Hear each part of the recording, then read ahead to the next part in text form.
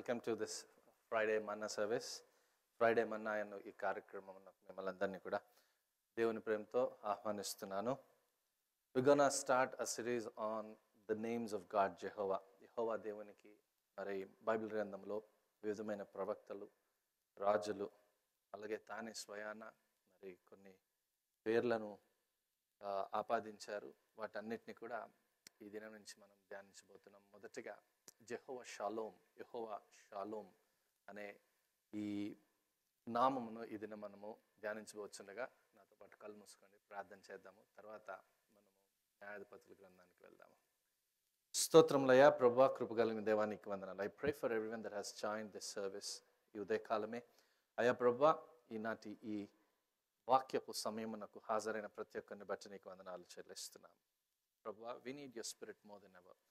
పరిశుద్ధాత్మదేవుని సహాయము మాకు కావాలయ్యా ప్రభువా. చెప్పుచున్న నాకును వినుచున్న వారికి నాయన తండ్రి నీ ఆత్మ మాత్రమే బోధించును గాక. ప్రభువా, ఆశ కలిగిన ప్రాణమును తృప్తిపరుస్తానన్న దేవా, ఈ దినము నాయన తండ్రి ఆశతో నీ దగ్గర సమాధానములు వెతుకుతూ నీ దగ్గర నుంచి పొందుకోవాలని ఆశపడుచున్న ఇచ్చ కలిగిన ప్రతి ఒక్కరి ఆశ నెరవేర్చబడును గాక. I pray that people watching are blessed and their questions be answered and whatever they are seeking from you be given to them in the name of Jesus. యేసు నామములో అడిగి వేడుకొని పొందుకొని ఉన్నాము తండ్రి, ఆమేన్. నాతో పాటు న్యాయాధిపతుల గ్రంథము 6వ అధ్యాయము, ఈ అధ్యాయంలోంచి కొన్ని వచనాలు మనం చదువుదాం. Judges chapter 6. ఇజ్రాయేలీయులు యెహోవా దృష్టికి దోషులైనందున యెహోవా 7 ఏండ్లు వారిని మిద్యానీయులకు అప్పగించాను. వి సీ హియర్, చూడండి, దేవునికి విరోధముగా వారి ప్రవర్తన వల్ల, వారి విధానాల వల్ల, వారి నడవడికల వల్ల దేవుడు ఏం చేశాడంటే వారిని దేవుడు శత్రువు చేతికి అప్పగించాడు. గమనించవలసింది ఏంటంటే వారు స్వంత భూమిలో ఉన్నారు, స్వంత దేశంలో ఉన్నారు, వాగ్దాన భూమిలో ఉన్నారు, దేవుడిచ్చిన భూమిలో ఉన్నారు, కానీ బానిసలుగా ఉన్నారు. స్వతంత్రము లేని స్థితిలో వారు ఉన్నారు. జయము ఉండాల్సిన చోట అపజయము, అటువంటి బ్రతుకులో వారు బ్రతుకుతా ఉన్నారు. చాలాసార్లు వ్యక్తిగతంగా మన జీవితాలను మనం పరిశీలించినా, మీ జీవితాలు మీరు పరిశీలించుకున్నా, వాట్ హ్యాపెన్స్ ఈస్ జయము ఉండాల్సిన చోట అపజయం వస్తుందేమో. The situations where you must be free, maybe you are like a slave. స్వతంత్రతలో ఉండవలసిన పరిస్థితుల్లో ఆరోగ్య విషయాలు కానివ్వండి, ఆర్థిక విషయాలు కానివ్వండి, దేవుని వాగ్దాన విషయాలే కానివ్వండి, వ్యాపారము, ఉద్యోగం, వీటి అన్నిటిలో కూడా నువ్వు ఆశించినంత స్వతంత్రత కానివ్వండి, అభివృద్ధి కానివ్వండి, ఇవి మీరు చూడలేకపోతున్నారేమో. Let's read some verses together. తర్వాత 2 నుంచి 5 వచనాలు చదువుతాను. మిద్యానీయుల చేయి ఇజ్రాయెల్ మీద హెచ్చాయను గనుక వారు మిద్యానీయుల ఎదుట నిలువలేక కొండలలోనున్న వాగులను, గుహలను, దుర్గములను తమకు సిద్ధపరచుకొనిరి. ఇజ్రాయేలీయులు విత్తనములు విత్తిన తర్వాత మిద్యానీయులు అమాలేకులను తూర్పు నుండి వారును తమ పశువులను, గుడారములను తీసుకొని మిడతల దండయంత విస్తారంగా వారి మీదకి వచ్చి వారి ఎదుట దిగి గాజాకు పోవునంత దూరము భూమి పంటను పాడు చేసి ఒక గొర్రెను కానీ, ఎద్దును కానీ, గాడిదను కానీ, జీవన సాధనమైన మరి దేనిని కానీ ఇజ్రాయేలీలకు ఉండనీయలేదు. వారును వారి ఒంటెలను లెక్క లేక యుండెను. 7 సంవత్సరములు వారు మిద్యానీయుల కింద జయము లేక అపజయ స్థితిలో వారు బ్రతుకుతా ఉన్నారు. అది సరిపోదన్నట్టు వారు గుహలకి, దుర్గముల్లోనికి, టు కేవ్స్, అలాంటి స్థలాల్లోని వారు తలదాచుకోవడానికి వారు పరిగెట్టాల్సిన స్థితి.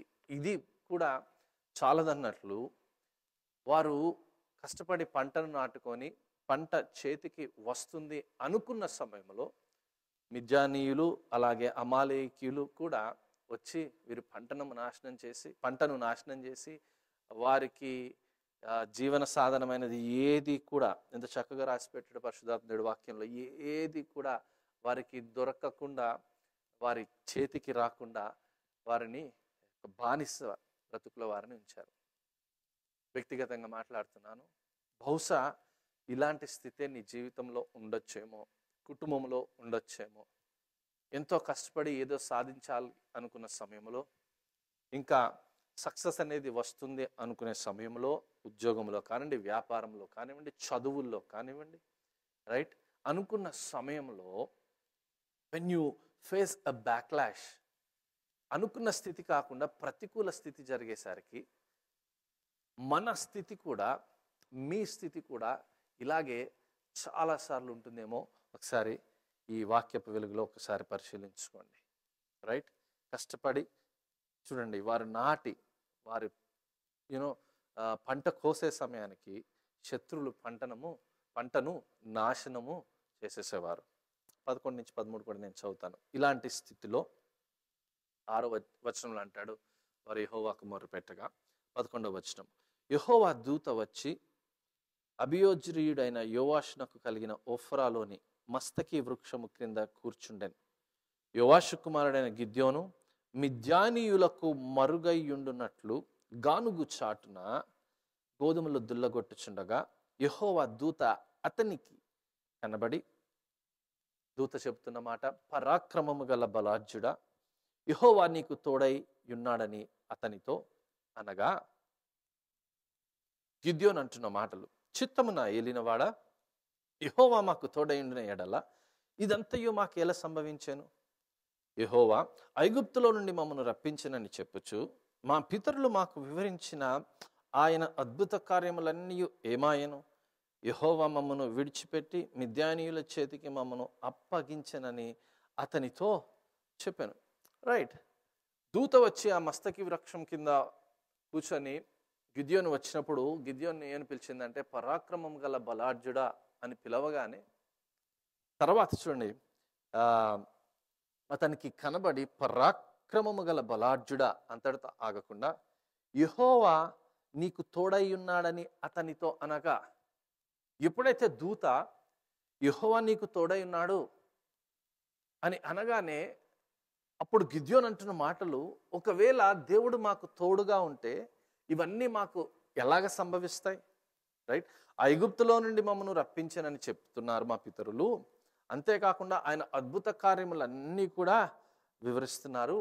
కానీ అది గతముగానే ఉండిపోయింది. కానీ ఈ దినము దూతగా నువ్వు వచ్చి యెహోవా నీకు తోడై ఉన్నాడు అంటున్నావు. కానీ యెహోవా ఒకవేళ తోడై ఉంటే నా జీవితము ఇలాగా ఉండదు. This is the question many have today. ఇదే ప్రశ్న మీలో చాలా మందికి ఉంది. రైట్, ఒకవేళ దేవుడే నాతో ఉంటే ఎందుకు ఇటువంటి స్థితిలో నేనున్నాను? లేకపోతే నా కుటుంబం ఉంది, లేకపోతే నా పిల్లల జీవితం ఉంది, లేకపోతే నా వ్యాపారం, నా ఉద్యోగం, నా ఆర్థికపరమైన స్థితి. Why is it like this? If God is for me, then why this is on me? నాకు తోడుగా ఆయన ఉంటే మరి ఎందుకు ఇలాంటి ప్రతికూల పరిస్థితులు నా జీవితంలోకి వస్తున్నాయి? ఎందుకు ఈ కష్టాలు నా జీవితంలో ఉన్నాయి? చూడండి, 2 ముఖ్యమైన విషయాలు మీకు ఇది నేను చెప్తున్నాను. God is with every one of us, that is the general sense.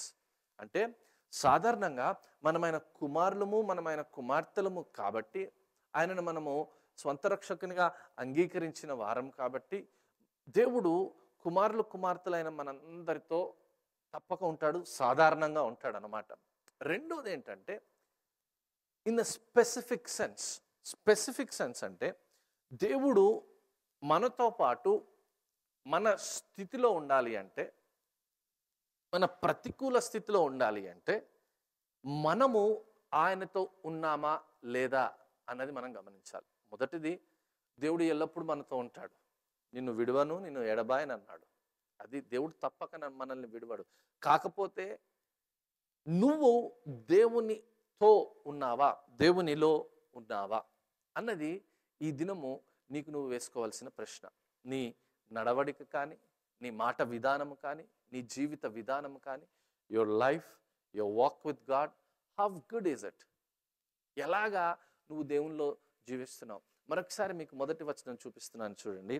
ఇజ్రాయేలీలు యెహోవా దృష్టికి దోషులై ఉన్నందున, why did God leave them? Because they weren't with God. దేవునికి ఇష్టమైన మార్గములో వారు లేరు. ఈ దిన క్రైస్తవ జీవితంలో మనము మన జీవితాలను పరిశీలించుకుంటే, are you living a life that is pleasing to God? దేవునికి ఇష్టమైన జీవితము నువ్వు జీవిస్తున్నావా? నీ మాట, నీ ప్రవర్తన, నీ ఆలోచన, నీ నడవడిక, నువ్వు వెళ్ళే స్థలములు, నువ్వు మాట్లాడే వ్యక్తులు, నువ్వు చూసేవి, are these all pleasing to God? Yes, దేవుడు ఉంటాడు. కానీ ఈ దినము మీకు పరిశుద్ధాత్మ దేవుడు మిమ్మల్ని అడుగుతున్న ప్రశ్న ఏంటంటే, నువ్వు దేవునితో ఉన్నావా లేదా? How is your life with God? 14వ వచనంలో ఎప్పుడైతే దూత బలము తెచ్చుకొని వెళ్ళి మిద్యానీయుల చేతిలో నుండి ఇజ్రాయెల్ను రక్షింపుము, నిన్ను పంపినవాడు నేనే అని చెప్పగానే, right, Gideon had to make that the calling was sure. ఒకవేళ చూడండి, అందరికీ వచ్చే ప్రశ్న గిద్యోనికి ఆ దినం వచ్చింది, ఒకవేళ దేవుడే పంపుతున్నాడా, లేదా నేను ఒక కలగంటున్నానా, లేకపోతే ఇది దేవుని సూచన కాదా అని ఖచ్చితంగా గిద్యోని తెలుసుకోవాలనుకొని 17వ వచనంలో అంటున్న మాట చదువుదాము. అందుకతడు, నా ఎడల నీకు కటాక్షము కలిగిన ఎడల నాతో మాట్లాడుచున్న వాడవు నీవే అని నేను తెలుసుకున్నట్లు ఒక సూచన నాకు కనపరచుము. I have to be certain. And he said unto him, if now I have found grace in thy sight, then show me a sign that thou talks with me. మాట్లాడేవాడివి నువ్వే అని నాకు ఒక సూచనగా ఏదైనా చూపించు అంటే, మీరు చదవండి 19, 20, 21వ వచనంలో గిద్యోను ఒక మేక పిల్లను, తూమెడు పిండిని తీసుకొని వచ్చి అక్కడ బలిపీఠం మీద పెట్టి అన్ని పెట్టగానే యెహోవా దూత, చూడండి 21లో, అతడు అలాగు చేయగా యెహోవా దూత అతని చేత నున్న కర్రను చాపి దాని కొనతో ఆ మాంసమును ఆ పొంగని భక్ష్యములను ముట్టినప్పుడు అగ్ని ఆ రాతిలో నుండి వెళ్ళి ఆ మాంసమును పొంగని భక్ష్యములను కాల్చివేసెను. అంతటా యెహోవా దూత అతనికి అదృశ్యమాయెను. He asked God to verify his presence. అంటే ఇది దేవుడి నుంచి వచ్చిందా, లేకపోతే ఇది నా ఆలోచన, ఇది ఇది దేవుడే చేయమంటున్నాడా, లేకపోతే ఇది ఇంకా ఏదో శక్తి చేయమంటుందా, లేకపోతే నేను ఏదైనా కలగంటున్నానా అన్న స్థితిలో గిద్యోను ఉన్నప్పుడు 22వ వచనం, గిద్యోను ఆయన యెహోవా దూతాన్ని తెలుసుకొని, ఆహాహా నా ఏలినవాడా యెహోవా, ఇందుకే కదా నేను ముఖాముఖిగా యెహోవా దూతను చూచి తినను నేను. అప్పుడు యెహోవా, నీకు సమాధానము, భయపడకము, నీవు చావవని అతనితో సెలవిచ్చాను. అక్కడ గిద్యోను యెహోవా నామమును బట్టి యెహోవా నామమున బలిపీఠం కట్టి దానికి యెహోవా సమాధానకర్తయను పేరు పెట్టెను నేటి వరకు. 22 నుంచి 24 వచనాలు మనం చదివాం కదా. అక్కడ గిద్యోను యెహోవా నామమున బలిపీఠము కట్టి దానికి యెహోవా సమాధానకర్తయను పేరు పెట్టెను. జెహోవా షాలోమ్, యెహోవా సమాధానకర్త, రైట్? అయితే so what is Jehovah shalom? యెహోవా షాలోమ్ అంటే ఏంటి అంటే, యెహోవా సమాధానకర్త అంటే దాని అర్థం ఏంటి? What is peace? సమాధానము అంటే ఏంటో ఈ దినం మనము చూద్దాం. చూడండి, ఆంతర్యమున ఇంగ్లీష్ డెఫినేషన్ చూడాలంటే షలోమ్ లేకపోతే peace is whole completeness and well being. సంపూర్ణత, అలాగే అన్ని విషయాల్లో క్షేమము కలిగి ఉండట,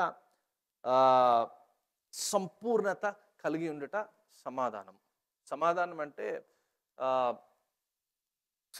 అంటే చూడండి, రెండు దేశాల మధ్య యుద్ధం జరిగి ఒక అగ్రిమెంట్కి వస్తారు చూసారా, ఒక సంధికి వస్తారు కదా, ఇంకా యుద్ధం వద్దు అన్నది, అది సమాధానం కాదు. అది జస్ట్ టెంపరీ, ఆ టెంపరీ పీస్ అన్నమాట. అది తాత్కాలికమైన ఒప్పందం మాత్రమే. కానీ సమాధానం అంటే it's a wholeness of having peace in your life. అంటే జీవితంలో అన్ని విషయాల్లో కూడా ప్రభువు యొక్క శాంతిని కలిగి ఉండటమే. I mean peace in your family, కుటుంబ విషయాల్లో సమాధానము, ఆర్థిక విషయాల్లో సమాధానము, ఉద్యోగ విషయాల్లో సమాధానము, ఆరోగ్య విషయంలో సమాధానము, భార్య భర్తల జీవితము, వీటిలో సమాధానం. చూడండి నాతో పాటు సంఖ్యాకాండము 25వ వచనము 11, 12 వచనాల్లో, వారి మధ్యను నేను ఓర్వలేని దానిని తాను ఓర్వలేకపోవటం వలన ఇజ్రాయేలీల మీద నుండి నా కోపము మళ్లించెను గనుక నేను ఓర్వలేకయుండిన ఇజ్రాయేలీయులను నశింపజేయలేదు. కాబట్టి నీవు అతనితో ఇట్లనము, అతనికి నేను నా సమాధాన నిబంధన చేయుచున్నాను.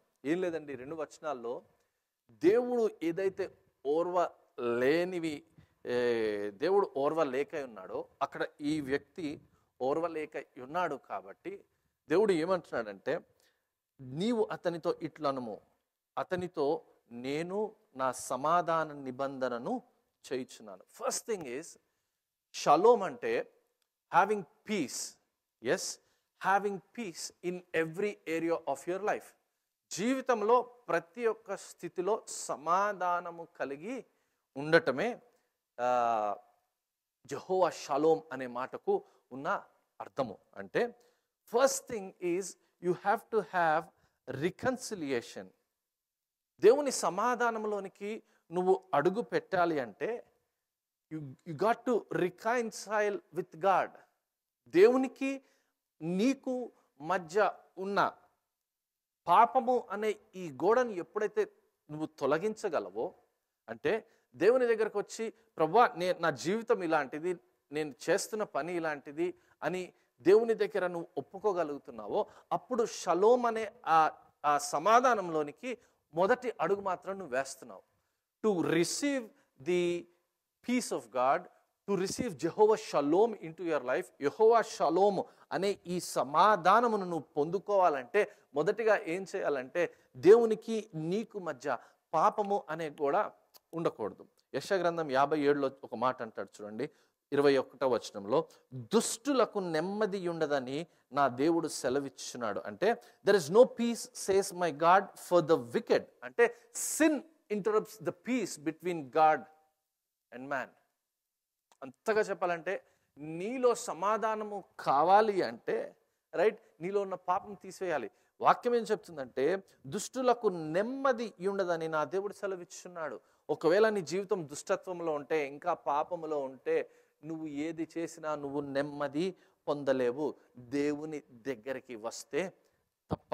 If you are unwilling to give away your sin, forget about peace in your life, forget about Jehovah shalom in your life. నీ జీవితంలో పాపం నువ్వు విడిచిపెట్టాలి అనే నిర్ణయం నువ్వు తీసుకోకపోతే సమాధానం కొరకు నువ్వు అసలు ఆశపడాల్సిన పనే లేదు. నీకు దేవుని యొక్క సమాధానం కావాలి. కుటుంబంలో, జీవితంలో, వ్యక్తిగత జీవితంలో నీకు సంబంధించిన దాని అంతట్లో ఉద్యోగం కానివ్వండి, వ్యాపారం కానివ్వండి, ఆరోగ్యం కానివ్వండి, what ever comes to your mind, నీకున్న ఏ స్థితిలో అయినా సమాధానం కావాలంటే ఆ సమాధానానికి మొట్టమొదటి మెట్టు ఏంటంటే నీవు పాపము విడిచిపెట్టాలని నిర్ణయం తీసుకోవాలి. వాక్యానుసారమైన జీవితం కాకుండా వాక్యమునకు విరోధముగా ఏదైనా జీవితం ఉంటే, దేవుని పద్ధతులకు విరోధంగా ఏదైనా జీవితం ఉంటే, ఏదైనా నీ జీవితంలో ఉంటే దానిని తీసుకోవాలని నిర్ణయం నువ్వు తీసుకుంటే అప్పుడు సమాధానంలోనికి నువ్వు అడుగు పెట్టగలవు.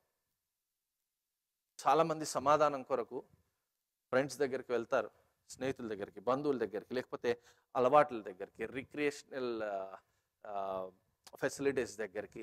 అంటే వారి మైండ్ని ఇంకా దేంతోనో ఆక్యుపై చేసేసుకుంటే కొంచెం టైంకి ఈ కష్టం నాకు గుర్తురాదు కదా, ఈ నష్టం నాకు గుర్తురాదు కదా, కొంచెం సేపు అయినా సమాధానం ఉంటుంది అని అనుకుంటారు. చూడండి, ఇవన్నీ కూడా అవి దారి మరలింపు చర్యలే.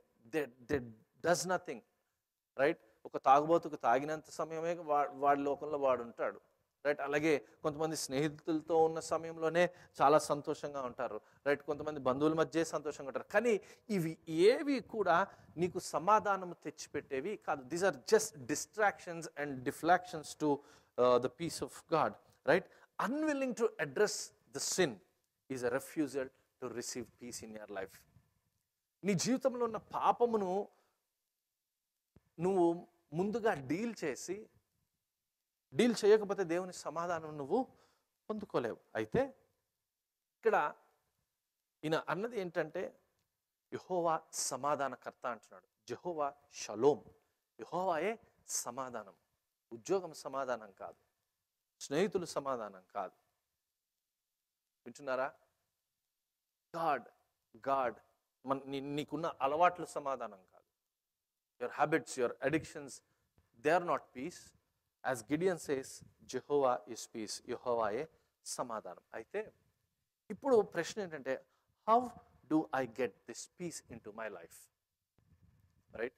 మొదట మనం చూసాము న్యాయాధిపతులు 6 మొదటి వచనంలో చూసినప్పుడు వారు యెహోవా దృష్టికి దోషులయ్యారు కాబట్టి బానిసత్వానికి దేవుడు అప్పగించాడు 7 ఏళ్ళు. రైట్? నీ జీవితంలో ఒకవేళ ప్రతికూల స్థితి ఉంటే ఒకసారి ఈ దినము నిన్ను నువ్వు పరిశీలించుకో. Are you doing anything against the will of God? దేవుని చిత్తానికి విరోధముగా కానివ్వండి, ఏదైనా చేస్తున్నారా, లేకపోతే వాక్యము చెప్పనది ఏదైనా మీరు చేస్తున్నారా? ఒకసారి ఈ దినం మీరు పరిశీలించుకోండి. రెండోది, దానివల్ల వచ్చిన ఈ ఈ దోషులైనందుకు వచ్చిన ఆ పర్యవసానం ఏంటి తెలుసా? వారు ఏదైతే చేతికి వస్తుంది అనుకుంటున్నారో అది వారి చేతి నుంచి తీసివేయబడతా ఉన్నది. ఇంకా సక్సెస్లోనికి వస్తున్నాం అనుకున్న సమయంలో మిద్యానీయులు, అమాలేకులు వచ్చి నాశనం చేసేసి వెళ్ళిపోతున్నారు. వారి దగ్గర నుంచి తీసుకొని వెళ్ళిపోతున్నారు. బహుశా అలాంటి స్థితి ఉందేమో. జయం ఉండాల్సిన స్థితిలో, ఉండాల్సిన జీవితంలో అపజయం ఉందేమో. రైట్? గిద్యోను అడుగుతున్నాడు, దేవుడు మాకు తోడై ఉంటే ఎందుకు ఇవన్నీ వస్తున్నాయంటే, మొదటిగా దేవుడు అందరికీ తోడై ఉంటాడు, దేవుడు అందరికీ దేవుడే. కానీ రెండవది ఏంటంటే ప్రాముఖ్యమైనది, నువ్వు దేవునితో ఉన్నావా లేదా?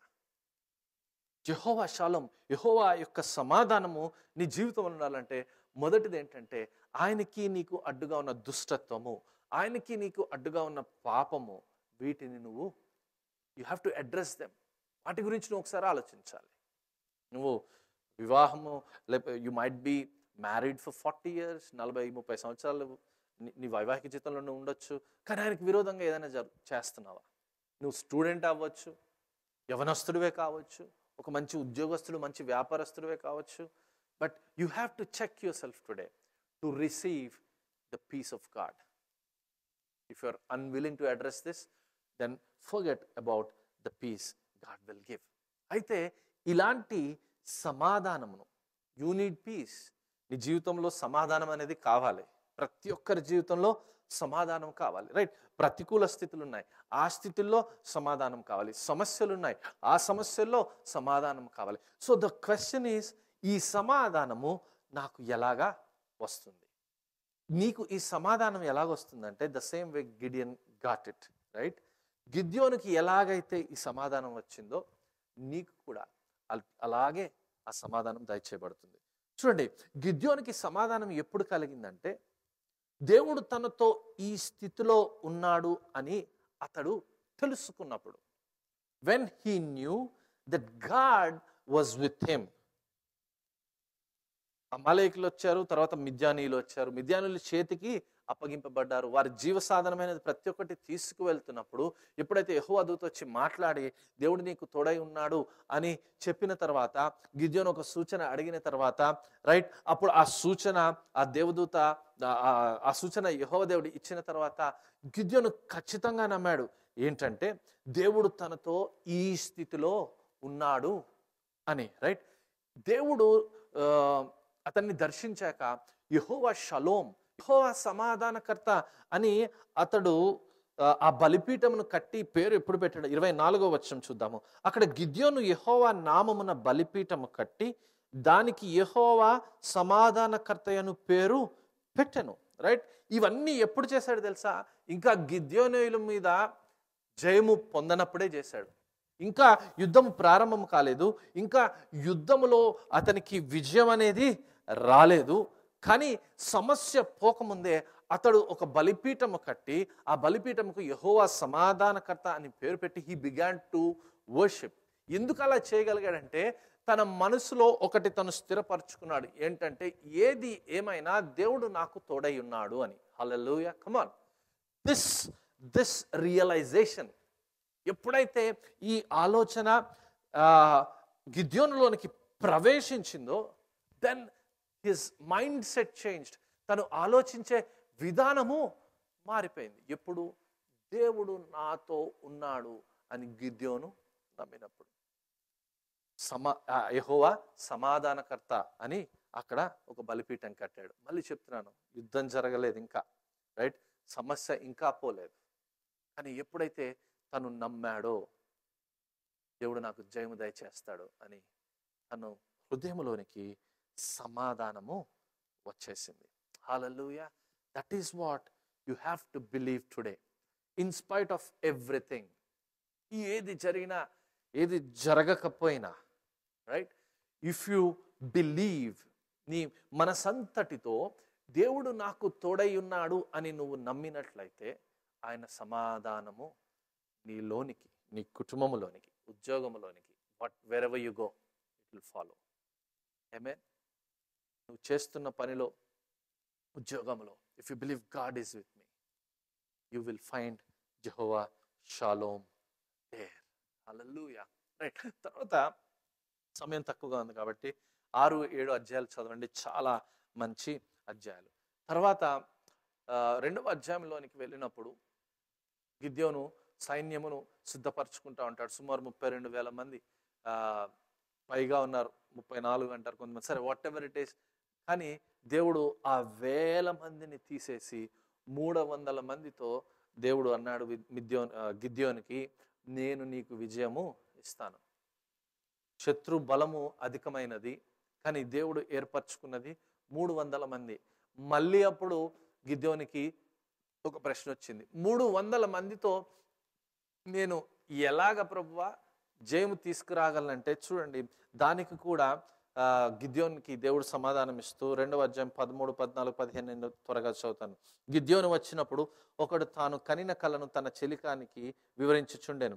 ఎట్లనగా, నేను ఒక కలగంటిని, అదేమనగా యవల రొట్టె ఒకటి మిద్యానీయుల దొండలోనికి దొర్లి ఒక గుడారమునకు వచ్చి దాన్ని పడగొట్టి తల క్రిందులు చేసినప్పుడు ఆ గుడారము పడిపోయినని చెప్పాను. అందుకు వాని చెలికాడు, ఇది ఇజ్రాయేలీయుడైన యోవాషు కుమారుడైన గిద్యోను ఖడ్గమే, కానీ మరేమీ కాదు. దేవుడు మిద్యానీయులను ఈ దండంతను అతని చేతికి అప్పగింపబోచున్నాడని ఉత్తరం ఇచ్చాను. గిద్యోను ఆ కల వివరమును దాని తాత్పర్యమును వినినప్పుడు అతడు యెహోవాకు నమస్కారం చేసి, ఇజ్రాయేలు దండులోనికి తిరిగి వెళ్ళండి, యెహోవా మిద్యానీయుల దండును మీ చేతికి అప్పగించుచున్నాడని చెప్పి. ఈ కళ యొక్క తాత్పర్యం ఏంటంటే, ఎప్పుడైతే గిద్యోను యెహోవాయే సమాధానకర్త, జెహోవా షలోమ్ అంటే యెహోవా నాతో ఉన్నాడు కాబట్టి నాలో సమాధానం ఉంటుందని నమ్మాడో, దేవుడు అప్పటికే వీరు యుద్ధము చేయక మునిపే దేవుడు వారికి జయము కలుగు చేశాడు. మిద్యానీయుల ఆ దండులో దేవుడు వారికి భయము కలుగు చేశాడు. యుద్ధం ఇంకా ప్రారంభము కాలేదు. ఎందుకంటే నీ దేవునికి తెలుసు శత్రు శిబిరంలో ఏం జరుగుతుందో, నీ దేవునికి తెలుసు రేపు ఏం జరగబోతుందో. దేవునికి నీ జీవితంలో ఈ దినము కానివ్వండి, రేపు కానివ్వండి, he knows every day of your life, right. దేవునికి తెలిసిన ఈ సత్యములను నీ జీవితంలో నువ్వు ఎలా తీసుకుంటావంటే, ఆయన జెహోవా షలోమ్, ఆయన నాకు సమాధానము కలగజేస్తాడు అని నువ్వు నమ్మినప్పుడు మాత్రమే. రోమిల్కి రాసిన పత్రిక 8వ అధ్యాయము 5-6 వచనం. I'll show you a key to bring this peace into your life. దేవుని ఈ సమాధానము కావాలి మీకు అంటే, రైట్, ఆయన మీ ప్రతి స్థితిలో ఉన్నాడని మీరు నమ్మాలి. రోమిల్కి రాసిన పత్రిక 8వ అధ్యాయం 5-6 వచనాలు. శరీరానుసారులు శరీర విషయముల మీద మనస్సుంతురు, ఆత్మానుసారులు ఆత్మ విషయముల మీద మనస్సుంతురు. శరీరానుసారమైన మనస్సు మరణము, ఆత్మానుసారమైన మనస్సు జీవమును సమాధానమునై ఉన్నది. మరొకసారి చదువుతున్నాను 6వ వచనం. ఆత్మానుసారమైన మనస్సు, it is life and peace, జీవమును సమాధానమునై ఉన్నది.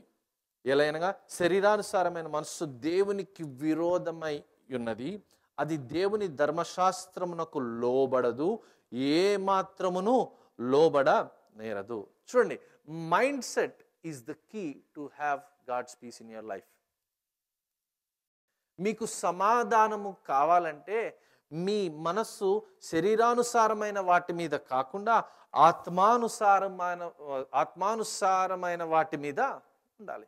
Your mind should be focused on the things of the spirit. వాక్యం ఏమంటుందంటే, for those who live according to the flesh set there minds on the things of the flesh, but those who live according to the spirit they keep their mind on the things of the spirit, right? Mindset is the key to your victory. Mindset is the key to get peace from God. Nata part cheppandi mindset and mindset, it all starts here. Right? Even చూడండి, ప్రతికూల స్థితులు చూసినప్పుడు భయం వేస్తుంది కదా. ఎక్కడ భయం వేస్తుంది? మనసులో భయం వేస్తుంది. రైట్? ఎక్కడ ఆలోచనలు వస్తాయి? మనసులో ఇంకా రేపు జరుగుతుందా జరగదా అనేది ఇదంతా కూడా మనస్సు. అయితే వాక్యం ఏం చెప్తుంది? రోమిలికి రాసిన పత్రిక 8, 5, 6, 7 వచనాల్లో ఏమంటుందంటే, శరీరానుసార్లు శరీర విషయముల మీద మనస్సు ఉంటారు, కానీ ఆత్మానుసార్లు ఆత్మ విషయముల మీద మనస్సు ఉంటారు. శరీరానుసారమైన మనస్సు మరణము. The mind set on the flesh is death, and death is separation from God. శరీరానుసారమైన మనస్సు వాక్యం ఏమంటుందంటే మరణము. మరణం అంటే ఏంటి? దేవుని దగ్గర నుంచి ఇట్ ఈస్ అ సపరేషన్. దేవుని దగ్గర నుంచి విడిపోవటమే మరణం. రైట్? నేనేమంటున్నానంటే, when you look at things, నీ దృష్టి నుంచి కాకుండా, నీ కోణము నుంచి కాకుండా, ఎప్పుడైతే నువ్వు దేవుని దృష్టి నుంచి చూడగలవో అప్పుడు నువ్వు దేవుని సన్నిధిని చూడగలవు. ఎప్పుడైతే నువ్వు దేవుని సన్నిధిని చూడగలవో అప్పుడు దేవుని సమాధానం నువ్వు చూడగలవు. మరొకసారి చెప్తున్నాను, రైట్? ప్రతికూల స్థితులను నీ దృష్టి నుంచి కాక, యెహోవా నాకు తోడై ఉన్నాడు అనే విశ్వాసముతో నువ్వు చూడగలిగితే, ఎప్పుడైతే ఆ విశ్వాసంతో నువ్వు చూస్తావో ఆ స్థితిలో, ఆ ప్రతికూల స్థితిలో దేవుని సన్నిధి దిగి వస్తుంది. ఎప్పుడైతే దేవుని సన్నిధి ఆ స్థితిలోనికి దిగి వస్తుందో అప్పుడు దేవుని సమాధానము ఆ స్థితి మీదకి దిగి వస్తుంది. Right? You have to look from God's perspective, and when you look from God's perspective, you will have the presence of God, and when you have the presence of God, you will have peace of God. ఎప్పుడైతే నువ్వు దేవుని దృష్టి నుంచి కాకుండా శరీరానుసారంగా, అంటే మనుషుల దృష్టి నుంచి దేనైనా చూసావో అప్పుడు ఏమవుతుందో తెలుసా? దేవుని సన్నిధి అక్కడ ఉండదు. అలాగే దేవుని సన్నిధి లేనప్పుడు దేవుని సమాధానము కూడా అక్కడ ఉండదు. So the key is change your mindset as how you look at things from God's perspective. ఇంకా సులువుగా చెప్పాలంటే, అనారోగ్యం ఉందనుకోండి కుటుంబంలో, దేవుడు అనారోగ్యం గురించి ఏమంటున్నాడో వాక్యపు వెలుగులో నువ్వు చూడు. బీదరికం ఉంటే, అవసరాలు ఉంటే, what does the word of God says, what does Bible says, and what does God says, దేవుడు ఏం చెప్తున్నాడు ఈ విషయాల్లో అని ఆయన దృష్టిలో నుంచి నువ్వు చూడగలిగితే దేవుని సమాధానం ఉంటుంది. చూడలేకపోతే జీవితంలో అలజడి ఉంటుంది. జీవితంలో ఇందాక మనం చూసినట్టు మిద్యానీయులు కింద అణచబడిన జీవితం ఇజ్రాయెల్ వారి, అలాంటి జీవితం ఉంటుంది. బానిసత్వపు జీవితం ఉంటుంది. స్వాతంత్రము లేని బ్రతుకుంటుంది. కానీ if you look from God's perspective, వాక్యం ఏం చెప్తుంది, దేవుడు ఏం చెప్తున్నాడు అన్నది. దీన్ని ఏం చేయాలి తెలుసా? ఈ మైండ్ సెట్ మనము you have to inculcate it step by step. ఎవరికైనా ఉదయకాలమే లేచే అలవాటు ఉందనుకోండి, 5:30కి అలారం పెట్టుకుంటారు. అలారం పెట్టుకున్న 5:30కి పెట్టుకుంటారు, ఒకరోజు లేస్తారు. అలాగే రోజు అలారం పెట్టుకొని రోజు 5:30కి లేచే వ్యక్తికి 1 సంవత్సరం గడిచాక, 6 నెలలు గడిచాక నువ్వు 5:30కి లేపకపోయినా పర్వాలేదు. రైట్? ఆ మైండ్లో ఫిక్స్ అయిపోతారనమాట. మనసులో ఓకే, ఇది నేను లేచే సమయము, ఐ కాంట్ స్లీప్ మోర్ అనేది. Same with God. అలాగా నీ మైండ్లో you have to start practising seeing things from God's perspective. దేవుని దృష్టిలోంచి, దేవుని కోణంలో నుంచి నీ బ్రతుకుని చూడడము, నీ భవిష్యత్తుని చూడడము, ప్రతికూల స్థితులను చూడడము, సమస్యలను చూడడము నువ్వు ఈ దినం నుంచి నేర్చుకోవాలి. అలా నేర్చుకున్నప్పుడు ఆటోమేటిక్గా శరీరానుసారమైన ఇచ్చలు పోతాయి. ఇక్కడ వాక్యములో చెప్పినట్లు శరీర విషయముల మీద మనస్సు వెళ్ళిపోతుంది. ఆత్మానుసారమైన విషయముల మీదకి ఈసారి కష్టం వచ్చినప్పుడు, ప్రతికూల స్థితి వచ్చినప్పుడు నీ మనస్సు అటువైపు తిరుగుతుంది. నమ్మితే ఉన్న చోటే ఆమేన్ అని చెప్తారా? హల్లెలూయా. What happens? రైట్? అలాం ఎలాగైతే ఒక వ్యక్తికి అలవాటు అయిపోతుందో, 5:30కి లేచే వ్యక్తి 1 నెల 2 నెలలు పెట్టుకుంటే 3 నెలలు ఇంకా అలాం అవసరం ఉండదు అనమాట. అలాగా you'll get to look at God in every situation. You have to practice this. Okay, hallelujah. Come on. ఇంకొక చిన్న ఉదాహరణ చెప్పి నేను ముగించాలని ఆశపడుతున్నాను. ఓకే, ఆర్కెస్ట్రా ఉంటుంది చూసారా? ఆర్కెస్ట్రా అంటే మన తెలుగు పెళ్లిలో ఉండే ఆర్కెస్ట్రా గురించి నేను మాట్లాడట్లేదు. పెద్ద స్టేజ్ ఉండి డ్రమ్మర్స్ ఉంటారు, వయలినిస్ట్ ఉంటారు, పియానో వాయించేవాడు ఉంటాడు, వయలిన్స్, అలాగే ఇంకా మెనీ ఇన్స్ట్రుమెంట్స్.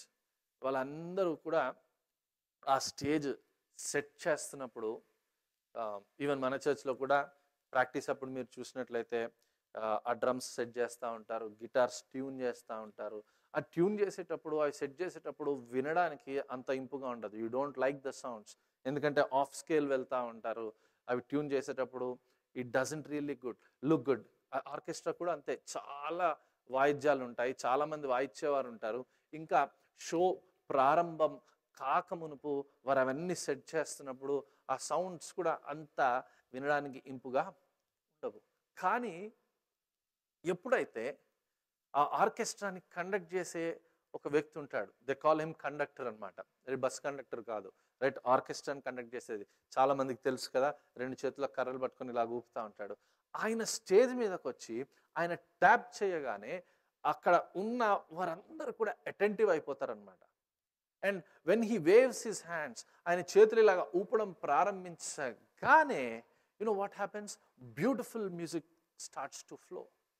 అందమైన, అద్భుతమైన, వినసొంపైన, ఆర్భాటమైన సంగీతము అక్కడ మొదలవుతుంది. ఎందుకంటే they have invited the conductor to conduct that. కాబట్టి ఏం చేశారు తెలుసా వాళ్ళు? మాకు వాయిద్యాలు ఎన్నో ఉండొచ్చు, ఇవి ట్యూన్ అయి ఉండొచ్చు, కానీ వీటన్నిటినీ సరిగా ఆర్కెస్ట్రేట్ చేసే ఒక కండక్టర్ లేకపోతే ఇవి ఎన్ని ఉన్నా కూడా అది ఇట్స్ అ వేస్ట్. అది ఏమంటారంటే అది వృధా.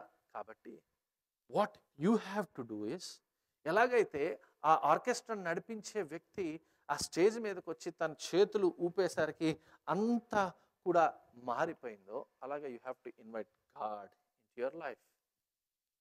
ఎక్కడైతే నీ జీవితంలో కయాస్ ఉందో, అంటే అలజడి ఉందో, కష్టం ఉందో, ప్రతికూల స్థితి ఉందో, right? Maybe your job, your business, your studies, your relationship with your wife or husband or with the relatives, you have to invite God. ఎప్పుడైతే దేవుణ్ణి నువ్వు ఆహ్వానిస్తావో, you have to pray today, Jehovah Shalom, Jehovah Shalom అయిన దేవా, నా జీవితంలోనికి నువ్వు రా. నాకు పలానా స్థితిలో అసమాధానం ఉంది, నీ సమాధానము దానిని కప్పును గాక. రైట్? ఊహలకు మించిన సమాధానం అంటాను చూసారా, పీస్ బియాండ్ అండర్స్టాండింగ్. అంటే మనం ఊహించేది వేరు, కానీ దేవుడు దానికన్నా మిన్నగా చేసేది. కొంతమంది మంచి ఊహిస్తారు, కొంతమంది చెడు ఊహిస్తారు, కానీ దేవునికి ఉన్న క్వాలిటీ, ప్రత్యేకత ఏంటంటే ఆయన వీటన్నిటికన్నా పైగా చేసే దేవుడే. Amen, amen. చాలామంది we try to run our show, right? కానీ ఎప్పుడైతే ఈ జీవితం అనే దీన్ని మనము దేవుని చేతికి అప్పగిస్తామో, he will run it and he is a perfect conductor. ఆయన మన జీవితాన్ని తన ఆధీనంలోకి తీసుకుంటాడు.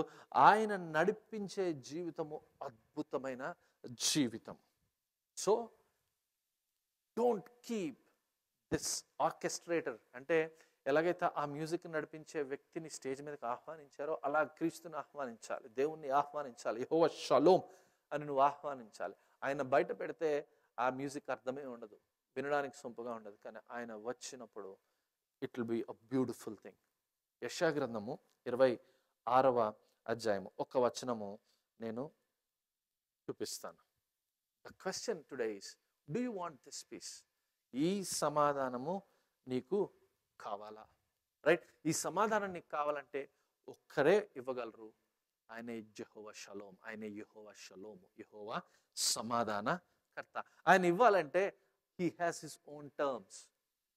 ఆయన ఈ సమాధానం నీకు ఇవ్వాలంటే ఆయన కొన్ని షరతులు కలిగి ఉన్నాడు. అదేదో ఒకసారి చూసి మనం ప్రార్థనలోనికి వెళ్దాం. యెషయా గ్రంథము 26వ అధ్యాయము 3వ వచనం. ఎవని మనస్సు నీ మీద ఆనుకొనునో వానిని నీవు పూర్ణ శాంతి గలవానిగా కాపాడుదువు, ఎలయనగా అతడు నీ యందు విశ్వాసముంచి ఉన్నాడు.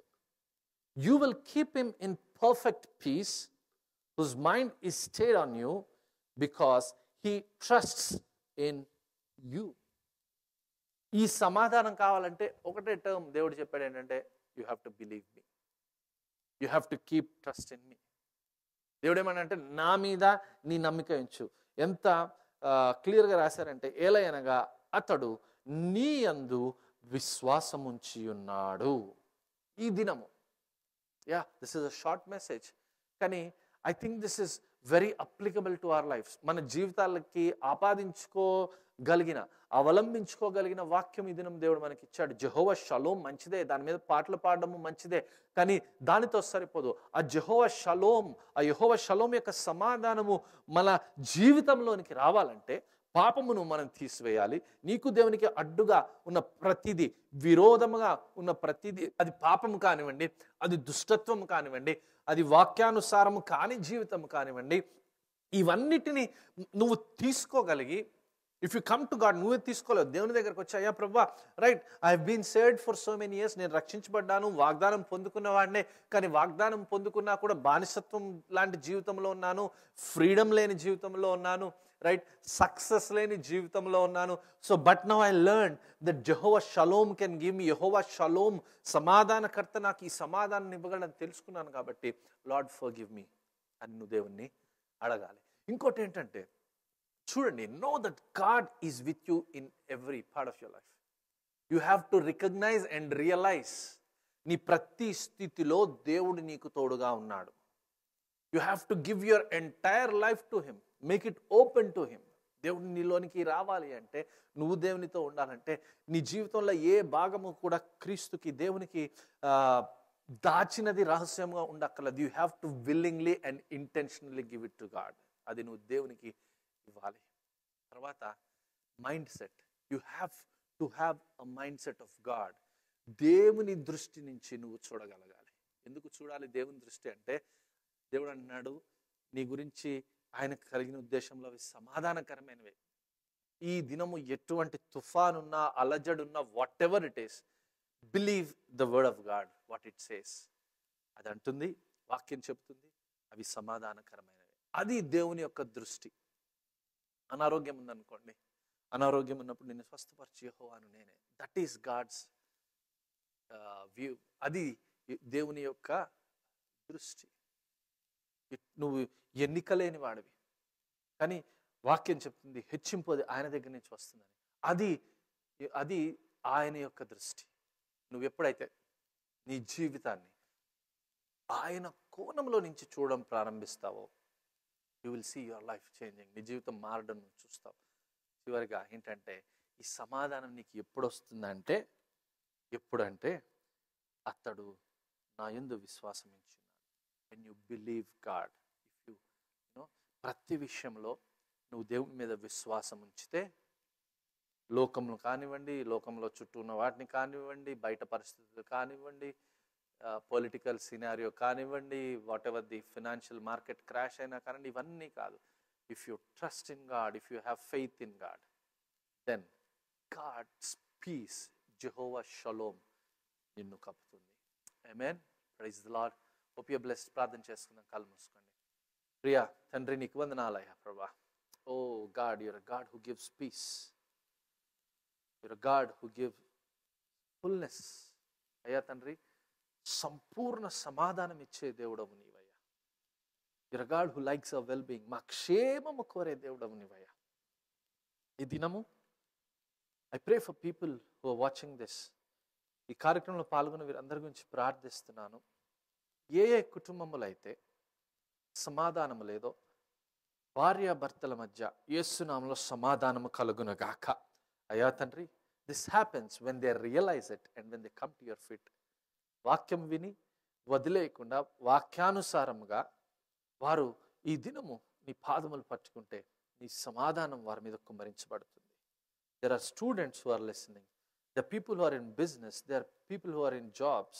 అయ్యా తండ్రి, హౌస్ వైఫ్స్ అండ్ హస్బెండ్స్ ప్రభు చూస్తున్న ప్రతి ఒక్కరు అయ్యా తండ్రి, కేవలం వినేసి వదిలేయకుండా వాక్యములో ఈ దినం మీరు మాకు నేర్పినది మా జీవితంలో అవలంబించుకునే కృపను దయచేయండి అయ్యా. I pray for piece in every area of their life. ఉద్యోగంలో, వ్యాపారంలో, కుటుంబ జీవితంలో, పిల్లల విషయంలో అయ్యా తండ్రి, వారి చుట్టూ ఉన్న ప్రతి విషయంలో నజరేయుడైన యేసు నామములో యెహోవా షలోమ్, ఆయన సమాధానం కుమ్మరించబడును గాక. Be with them Father God. అయ్యా తండ్రి, నీకే వందనాలు చెల్లిస్తూ ప్రభువును రక్షకుడైన యేసు నామములో అడిగి వేడుకొని పొందుకొని నామ తండ్రి. ఆమేన్.